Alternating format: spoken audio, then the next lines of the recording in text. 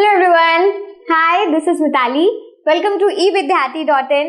Now moving on towards next question. We have question number 9 and page number 144. ठीक है? So let's see क्या है question में. But I mind you, it's an easy one. So क्या है? Let's see. What do we call the gravitational force between the Earth and the object?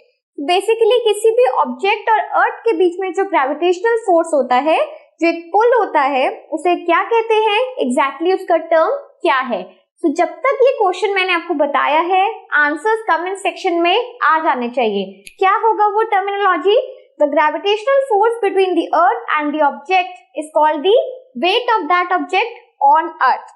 किसी भी बीच में किसी भी एक ऑब्जेक्ट और अर्थ के बीच में जो ग्रेविटेशनल पुल होता है, यानी कि एक टाइप का force, that is basically the weight of the same particular object.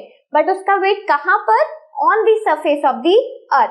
अगर उसी ऑब्जेक्ट को किसी और मीडियम में यानी कि स्पेस में लेके या फिर किसी और प्लैनेट पे जाकर अगर हमने चेक किया है, तो हो सकता है कि उसका वेट बदल जाए, क्योंकि वहां पर उसका ग्रेविटेशनल पुल बदल जाएगा. तो इसलिए हम हमेशा क्या कहते हैं कि वेट एक टाइप का क्या है? फोर्स है. और वेट और मास में दोनों में ही यही डिफरेंस है कि मास बेसिकली मैटर बताती है और वेट बताता है कि कितना मैग्नीट्यूड आपके फोर्स का लग रहा है या फिर कितनी अच्छे से फोर्स वहां पर अप्लाई हो रही है, और वही हमें बताती है सेम ऑब्जेक्ट का वेट. ठीक है? तो यहाँ पर आपको एक चीज याद रखनी है कि कभी भी अगर हम वेट के कॉन्सेप्ट में बात कर रहे हैं तो मीडियम जरूर वहां पर जरूरी है. कैसा मीडियम? कि वो अर्थ पे है या फिर किसी भी और स्पेस में. ठीक है?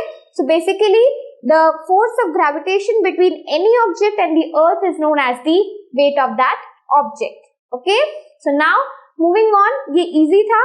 Moving on towards another question. Up till then keep learning, keep rocking. Bye bye.